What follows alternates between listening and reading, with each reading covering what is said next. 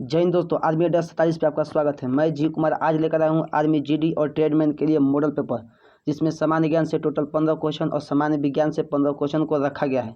हमारे channel army अड्डा 47 पे प्रतिदिन 8:30 PM पे लाइव क्लास चलता है। जल्दी से अभी तक वीडियो को लाइक नहीं किए तो वीडियो को लाइक करें, जल्दी से अपने दोस्तों को शेयर करें। सभी दोस्तों को बोले कि 8:30 पे हमारे चैनल पे लाइव पढ़ाया जाता है। जल्दी से सभी दोस्त लाइव आइए। जिनका एग्ज़ाम 31 मई को था उनको मालूम होना चाहिए कि उनका एग्ज़ाम टल चुका है। अब आर्मी का एग्ज़ाम 28 जून को रखा गया है, तो हम लोग का टारगेट होना चाहिए कि 28 जून को लेकर अपनी तैयारी करना पड़ेगा। जल्दी से करते हैं वीडियो को स्टार्ट। फर्स्ट क्वेश्चन करा है कि निम्न में सबसे पुराना राजवंश है। आपको बताना है कि निम्न में सबसे पुराना राजवंश कौन है। मौर्य वंश, पल्लव वंश, चोल वंश या गुप्त वंश। जल्दी से आंसर कमेंट कीजिए। सबसे पुराना राजवंश इनमें से कौन है। बिल्कुल सही, जो ऑप्शन ए बता रहे हैं उनका बिल्कुल सही है, मौर्य वंश। सबसे पुराना राजवंश मौर्य वंश है। प्रश्न संख्या 2 करा कि सिंधु सभ्यता के घर किसके बने हुए थे। आपको बताना है कि जो सिंधु सभ्यता था उसके जो घर बने हुए थे वो किस चीज़ के बने हुए थे। बांस के, पक्की ईंट के, लकड़ी के या पत्थर के। जल्दी से आंसर कमेंट कीजिए। बिल्कुल सही, जो ऑप्शन बी बता रहे हैं पक्की ईंट, उनका बिल्कुल सही है। सिंधु सभ्यता में जो घरे बने होते थे वो पक्की ईंटों के बने होते थे।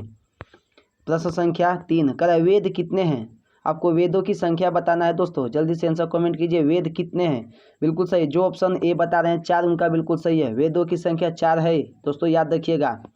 प्रश्न संख्या 4 करा कि रजिया सुल्तान किसकी बेटी थी। आपको बताना है कि रजिया सुल्तान जो भारत की प्रथम शासिका थी, रजिया सुल्तान वह किसकी बेटी थी। जल्दी से आंसर कमेंट कीजिए। बिल्कुल सही, जो ऑप्शन ए बता रहे हैं इल्तुतमिश की, उनकी बिल्कुल सही है। रजिया सुल्तान इल्तुतमिश की बेटी थी। प्रश्न संख्या 5 करा कि बाबरनामा जो बाबर की आत्मकथा है किस भाषा में लिखी गई है। आपको बताना है कि बाबरनामा किस भाषा में लिखी गई है। बिल्कुल सही, जो ऑप्शन सी बता रहे हैं तुर्की, उनका बिल्कुल सही है। बाबरनामा तुर्की में लिखा गया दोस्तों, याद रखिएगा। प्रश्न संख्या 6 सिक्कों के 10वें और अंतिम गुरु कौन थे। आपको बताना है, क्वेश्चन ऐसे पूछ सकता है कि सिक्कों के 10वें गुरु या सिक्कों के अंतिम गुरु। बिल्कुल सही, जो ऑप्शन सी बता रहे हैं गुरु गोविंद सिंह, उनका बिल्कुल सही है। सिक्कों के 10वें और अंतिम गुरु गुरु गोविंद सिंह थे। आप याद रखिएगा, खालसा पंथ की स्थापना गुरु गोविंद सिंह ने ही की थी। प्रश्न संख्या 7 करें किस मुगल सम्राट ने अपने पिता को जेल में रखा था। आपको बताना है कि ऐसा कौन सा मुगल सम्राट हुआ जो अपने पिता को जेल में रखा था। जल्दी से आंसर कमेंट कीजिए। बिल्कुल सही, जो ऑप्शन सी बता रहे हैं औरंगजेब, उनका बिल्कुल सही है। औरंगजेब एक ऐसा शासक था जो अपने पिता को जेल में रखा था। जल्दी से आपको कमेंट बॉक्स में बताना है कि औरंगजेब का पिता का क्या नाम था। प्रश्न संख्या 8 भारत का राष्ट्रीय खेल संस्था कहाँ पर स्थित है। आपको बताना है जल्दी से, भारत का राष्ट्रीय खेल संस्था कहाँ पर स्थित है। दिल्ली में, पटियाला में, मुंबई में या कोलकाता में। जल्दी से आंसर कमेंट कीजिए। बिल्कुल सही, जो ऑप्शन बी बता रहे हैं उनका बिल्कुल सही है। भारत का राष्ट्रीय खेल संस्था पटियाला में स्थित है दोस्तों, याद रखिएगा।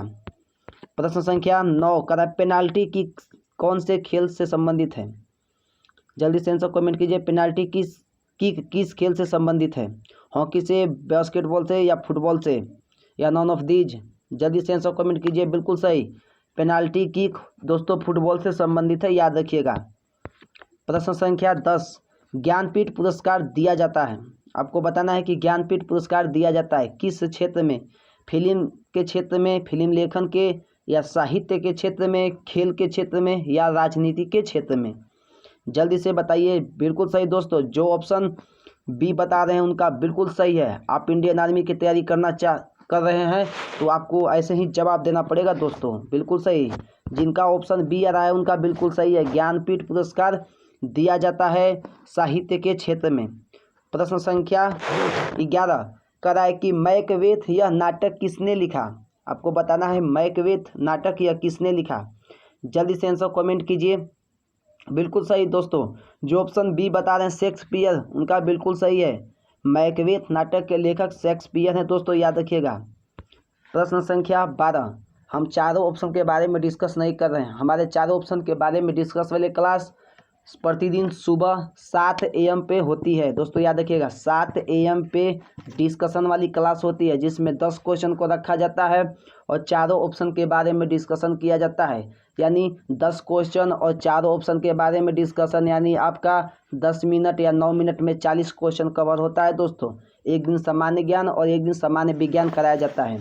कल से मैथ का कुछ प्रॉब्लम हो गया तो इसलिए मैथ का वीडियो नहीं डल रहा था, लेकिन अब कल से मैथ का भी और रीजनिंग का भी क्वेश्चन हमारे यूट्यूब चैनल पे डलने लगेगा।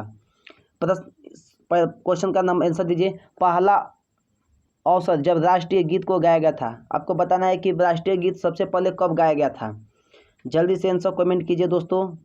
बिल्कुल सही, जो ऑप्शन सी बता रहे हैं उनका बिल्कुल सही है। कांग्रेस के 1886वें अधिवेशन में गाया गया था, याद रखिएगा। कांग्रेस के 1896 अधिवेशन में गाया गया था।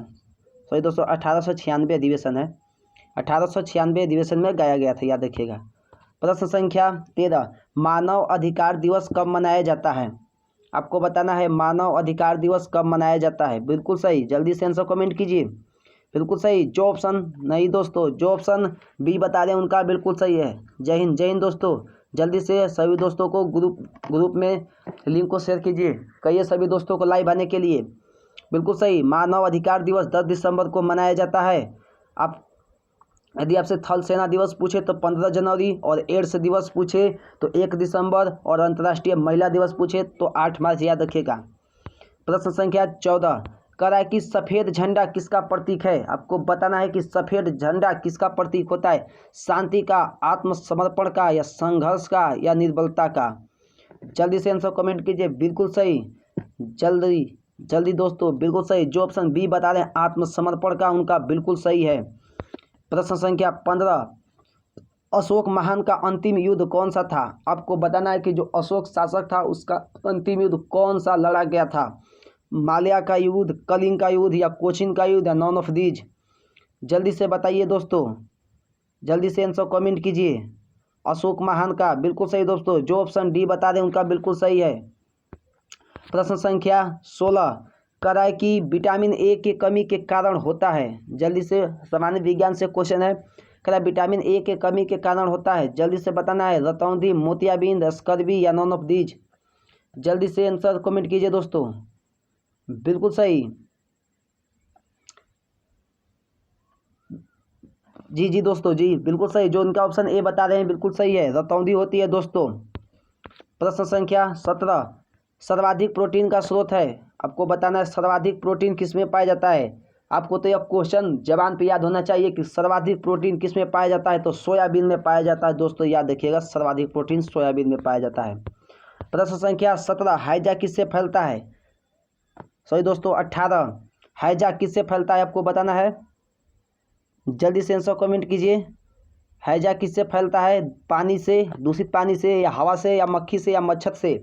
बिल्कुल सही, जिनका ऑप्शन ए आ रहा है दूषित पानी से, उनका बिल्कुल सही, हैजा दूषित पानी से फैलता है।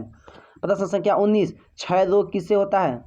आपको बताना है क्षय रोग किससे होता है। वायरस से, बैक्टीरिया से, कवक से, या मच्छर से। जल्दी से आंसर कमेंट कीजिए। क्षय रोग किससे होता है। बिल्कुल सही, जो ऑप्शन बी बता रहे हैं बैक्टीरिया से, उनका बिल्कुल सही है, क्षय रोग बैक्टीरिया से होता है।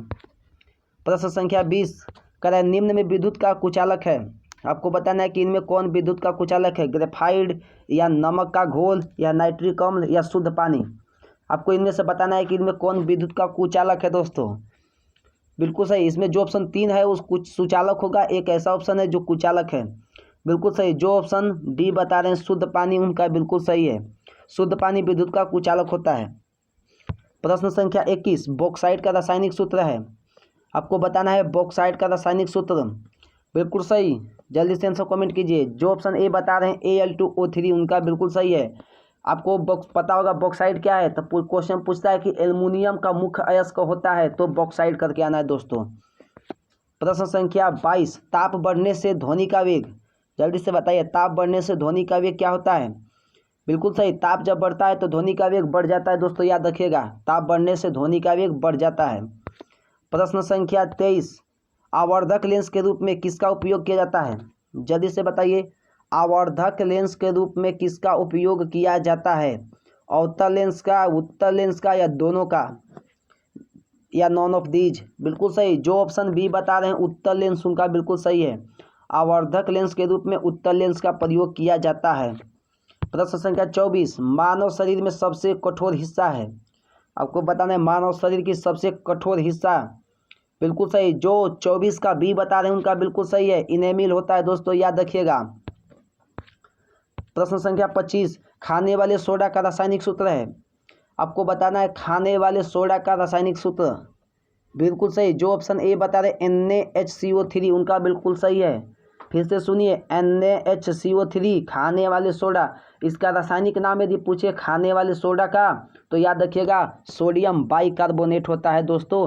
यदि आपसे धोवन सोडा का सूत्र पूछे तो Na2CO3 × 10H2O होता है, और नमक का पूछे तो NaCl होता है, और आपको पता होगा कि सोडियम हाइड्रोक्साइड का सूत्र NaOH होता है। प्रश्न संख्या 26, जल का pH मान होता है। आपको बताना है जल का pH मान, याद रखिएगा जल सप्ताह में 7 दिन होता है, और 7 दिन हमें क्या चाहिए दोस्तों, जल चाहिए, 7 होता है दोस्तों, याद रखिएगा जल का pH मान 7 होता है। प्रश्न संख्या 27, H2O का गलनांक होता है, यानी H2O मतलब जल का गलनांक होता है, यानी जल कितने डिग्री सेल्सियस पे गलने लगता है दोस्तों, बिल्कुल सही। जिनका ऑप्शन आ रहा है बी उनका बिल्कुल सही है, 0 डिग्री सेल्सियस गलनांक होता है दोस्तों, याद रखिएगा। 28 का, जल्दी से 28 का आंसर कमेंट कीजिए। पृष्ठ तनाव ताप बढ़ने पर क्या होता है। आपको बताना है पृष्ठ तनाव ताप बढ़ने पर क्या होता है दोस्तों, बिल्कुल सही। जिनका ऑप्शन डी आ रहा है कम हो जाता है, बिल्कुल सही है। पृष्ठ तनाव ताप बढ़ने पर कम हो जाता है दोस्तों, याद रखिएगा। प्रश्न संख्या 29, कुनीन प्राप्त होता है। आपको बताना है कि कुनीन किससे प्राप्त होता है दोस्तों, सिनकोना से, नारियल से, शहतूत से, या नॉन ऑफ दीज, बिल्कुल सही। जिनका ऑप्शन ए बता रहे हैं सिनकोना से उनका बिल्कुल सही है। प्रश्न संख्या 30, प्रोटीन में कितने अमीनो एसिड पाए जाते हैं। आपको बताना है प्रोटीन में कितने अमीनो एसिड पाए जाते हैं, 20, 19, 11 या नॉन ऑफ दीज, जल्दी से आंसर बताइए। बिल्कुल सही, जिनका ऑप्शन ए आ रहा है उनका बिल्कुल सही है। यदि आप 30 में से 27 प्लस बनाए हैं तो आपकी तैयारी बहुत ही अच्छी है। यदि आप 25 प्लस 26 प्लस बनाते हैं तब भी आपकी तैयारी अच्छी है, थोड़ा सा मेहनत और करना है दोस्तों। और हमारे चैनल पे सुबह 7 AM पे भी लाइव क्लास पढ़ाया जाता है, तो आपको याद होना चाहिए कि 7 AM पे लाइव क्लास और रात 8:30 पे लाइव क्लास चलेगा दोस्तों। और वीडियो को ज़्यादा से ज़्यादा अपने दोस्तों को शेयर करें, चैनल को सब्सक्राइब करें और वीडियो को लाइक करें। जल्दी मिलते हैं नेक्स्ट वीडियो के साथ। जय हिंद, वंदे मातरम।